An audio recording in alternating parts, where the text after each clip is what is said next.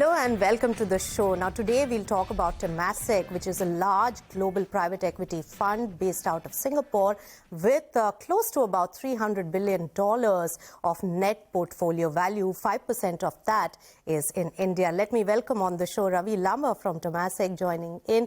Ravi, good to have you in Bombay. That's an yearly affair. We look forward to hearing the insights from Temasek on the global view. Last year we had discussed a lot of those aspects which could be sticky points in macroeconomics, and they all have deepened and played out pretty well, whether it be geopolitics, recessionary fears, or the interest rate scenario, which has really put a dent on liquidity flow. How do you assess this particular year going forward?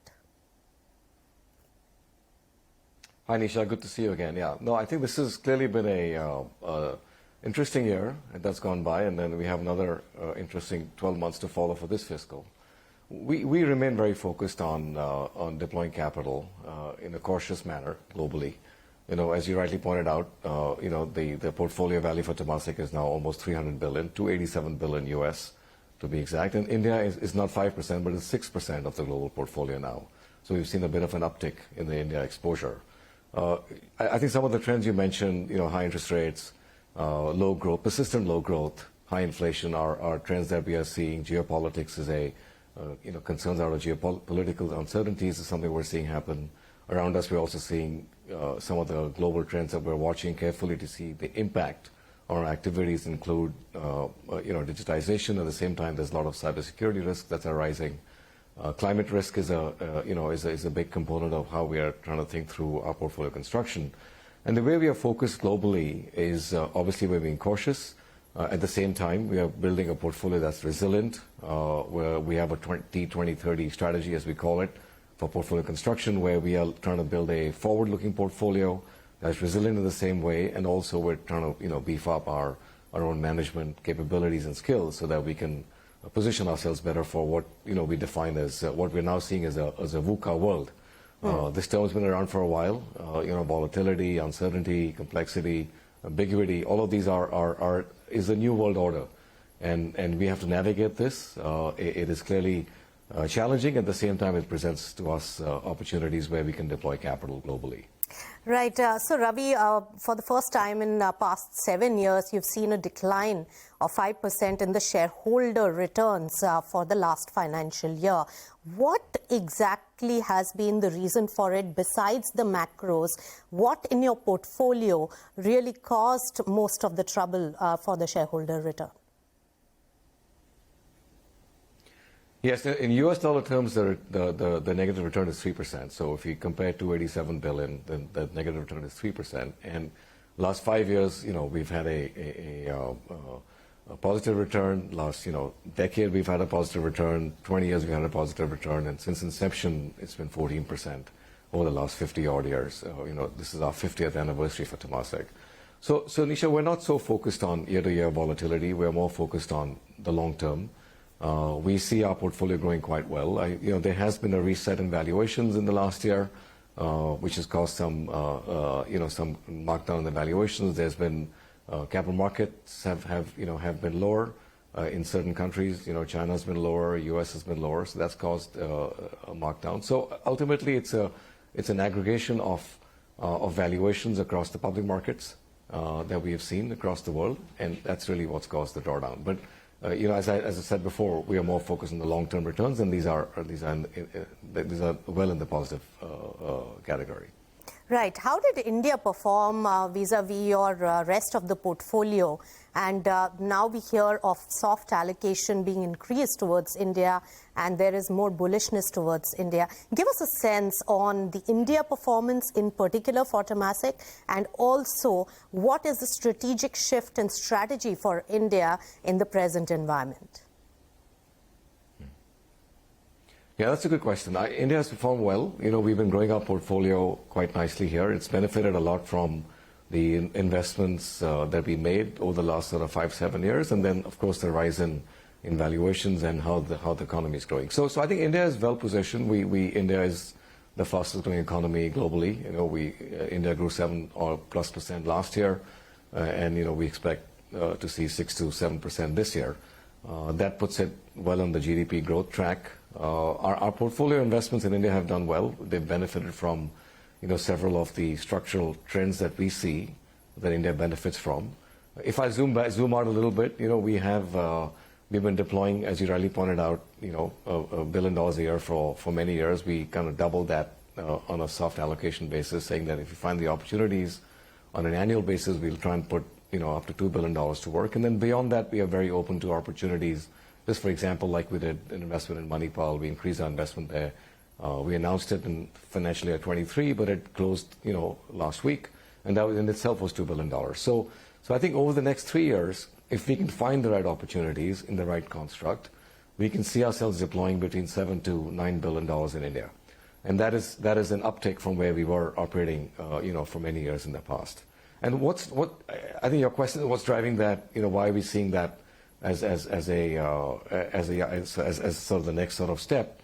It's a few things. We are guided globally by 4 trends. I think I may have talked about them last year with you. It's future of consumption, it's longer lifespans, it's digitization, and sustainable living. And all these 4 trends fit very well, squarely, actually, where India is today. So, when we think about future consumption, we've got investments in financial services, in the banks, we've got investment in tech, we've got investments in consumer businesses, healthcare, all of that is part of consumption. Similarly, sustainable living, we see a lot of focus on sustainable living. We've got investments focused on several aspects of ESG, whether it's energy, like O2 Power, for example. We've got investments in healthcare. Again, that's part of sustainable living. Longer lifespans is part of healthcare, et cetera. And so digitization, we've got many investments in technology. So I think if we think about all these 4 trends, we think about where India is right now from a GDP growth perspective, we get very encouraged about, many things. So I can highlight a few more things for you. One, of course, is we find government policy over the last several years has been consistent, policy framework. We expect reforms to continue. Some of the, the initiatives the government took, like GST, back in 2017, you're seeing the multi-year benefits of that play out now. Similarly, infrastructure creation has been important. It's going to yield benefits over a long period of time. We're seeing beneficiaries of that. So at the high level, a $3.5 trillion economy, let's say over the next sort of 6-7 years, doubles from where it is right now. There'll be many beneficiaries of that GDP growth, and we're trying to position ourselves for that in the India opportunity. Right. So you enumerated a lot of sectors and the factors which are impacting your investment decision in India. Ravi, if I spotted it correctly, so it's 3 years. In the next 3 years, if you find the right opportunity, $7 to $9 billion of investments in India. That's right? Yes, that's what we're hoping to do if we can find the opportunity. All right. And you started this particular financial year with a big bang acquisition of Manipal. So healthcare is one area that is clearly a focus amongst many others that you really spoke about. Last time you had spoken about even SaaS, cyber, blockchain, edtech and agri-tech.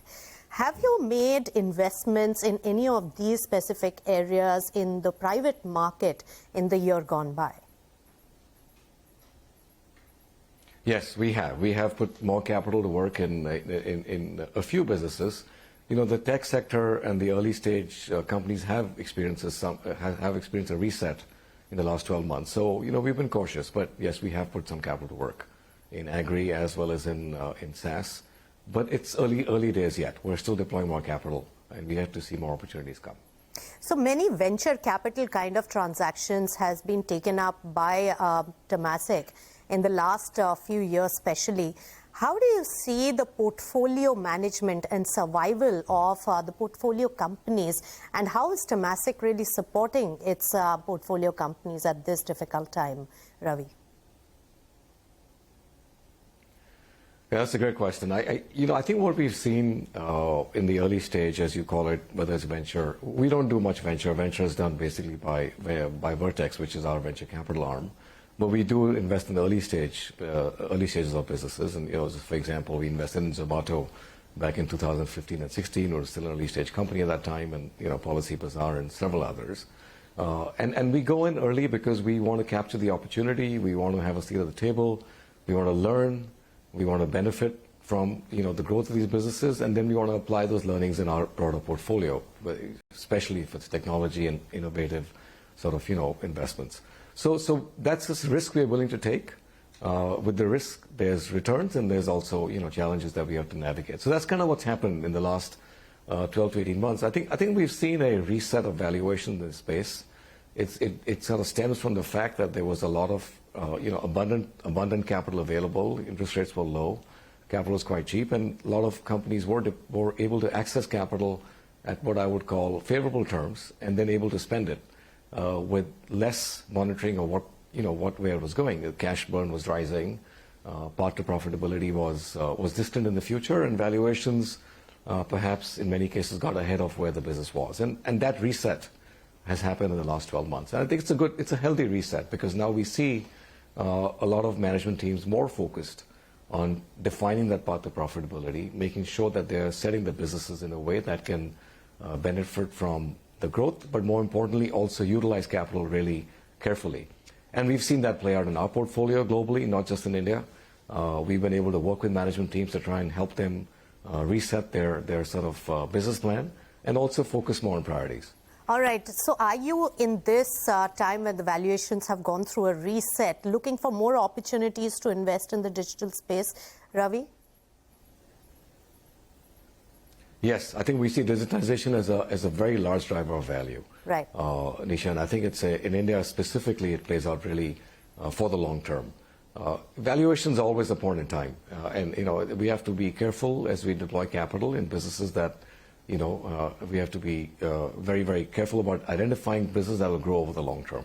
And if you can identify those, valuation is a matter of point in time. Right. All right. Ravi, hold on to your thoughts. We have lots more to discuss about your, the portfolio and the areas of interest for Temasek, and the view coming in a changed environment right after a very short break on Big Deal. Stay tuned.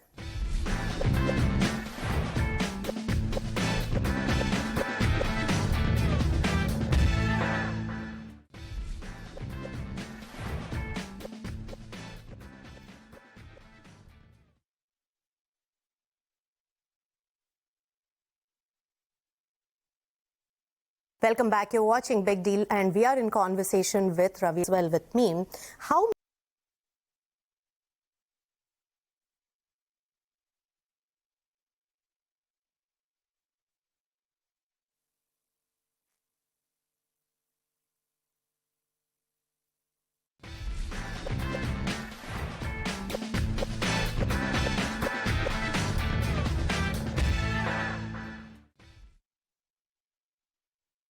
Welcome back. You're watching Big Deal, and we are in conversation with Ravi Lambah of Temasek. So, Ravi, you were telling us about the valuation reset, and digital area still remains as one of the focus areas for your investment in India. Now, I want to understand, given your present portfolio, and you have a sizable portfolio in the digital-based e-commerce-based companies based on consumption and digital trust. And some of them had been lining up for an IPO. Fundraising is now getting difficult. According to your intrinsic value test, which you have spoken about in the past as well with me, how many of them still look viable? I would say many of them are very viable, Nisha, and that's because I think we've been lucky enough to enter at a time when we were able to spot the opportunities early, and we were able to double down in several of these. Even in this current year, we did some follow-ons in some of our early stage companies. So I think what we're seeing here is a reset of valuations, but not necessarily a reset of potential. The potential is still very significant. The runway is very long, whether it's e-commerce, whether it's fintech.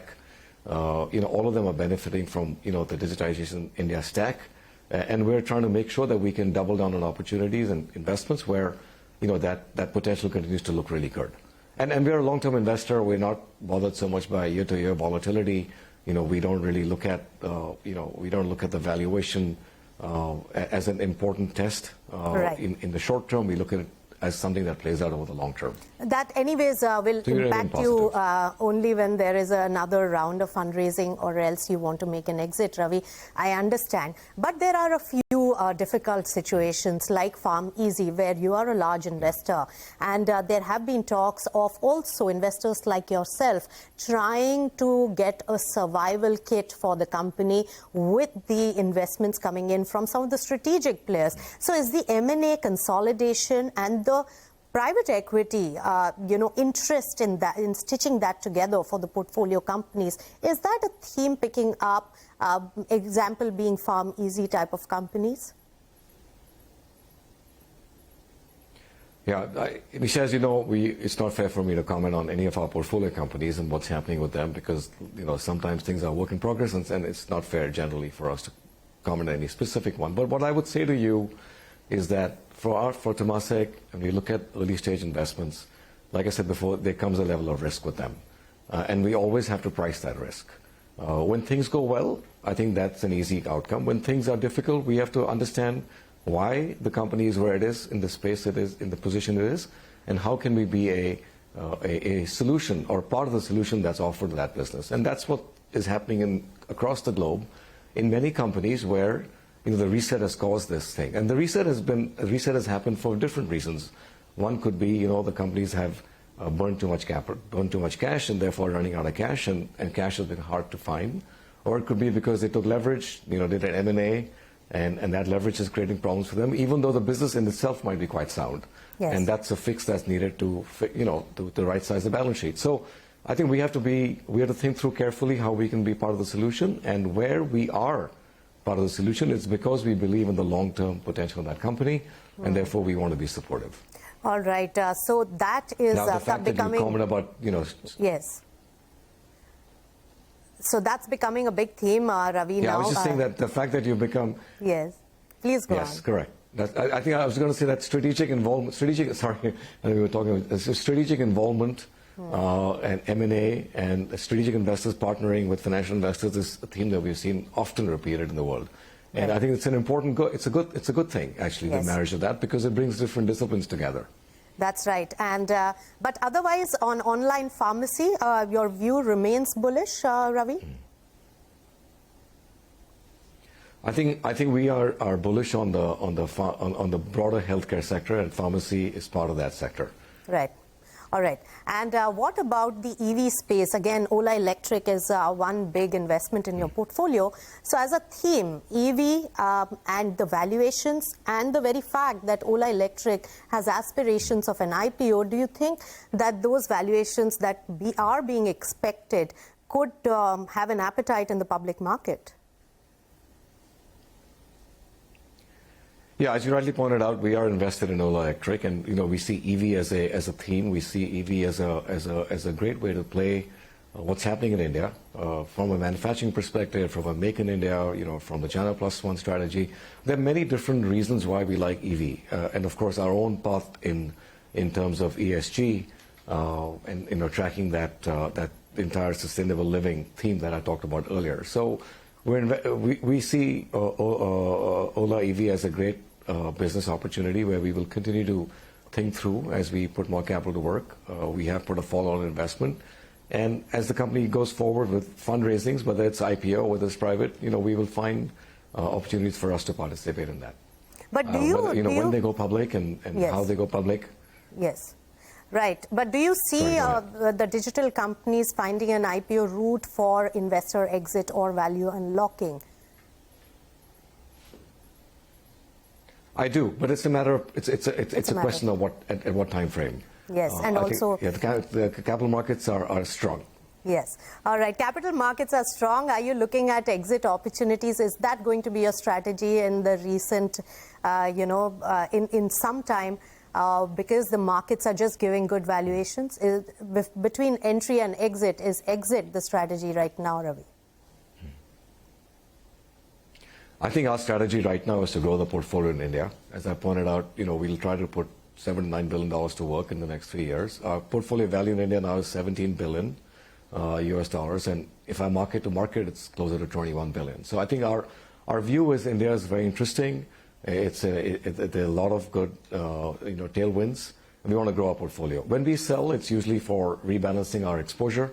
We take capital out of certain companies and put it back to work elsewhere, and it's all bottom-up driven. We could take money out of China, put it in the U.S. We could take money out of the U.S., put it in China, or for that matter, India. So I don't think we don't plan to divest.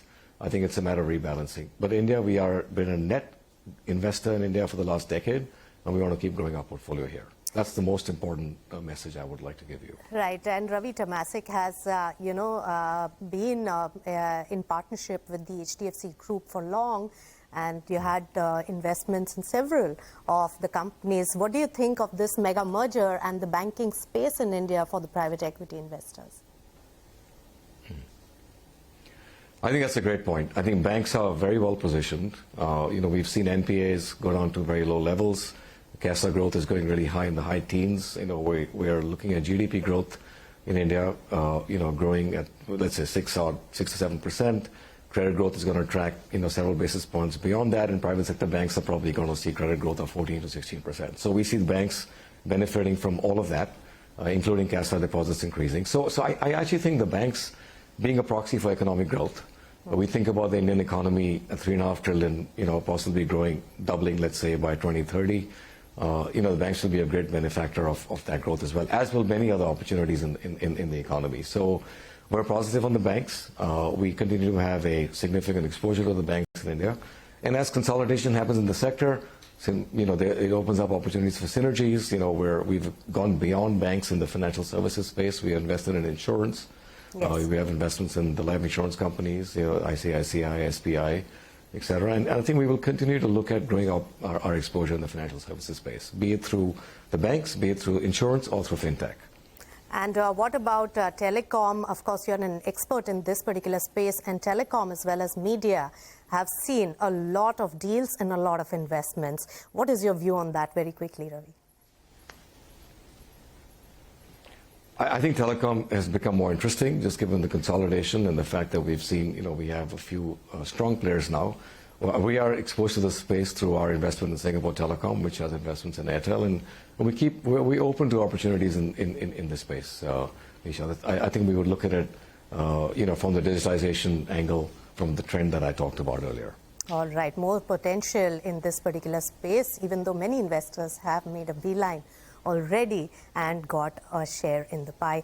Ravi Lambah, always a pleasure speaking to you. Thank you so much for joining us right here on CNBC-TV18. Thank you, Nisha. Good talking to you. Thanks, and thanks to all our viewers for tuning in. With that, it's a wrap on Big T.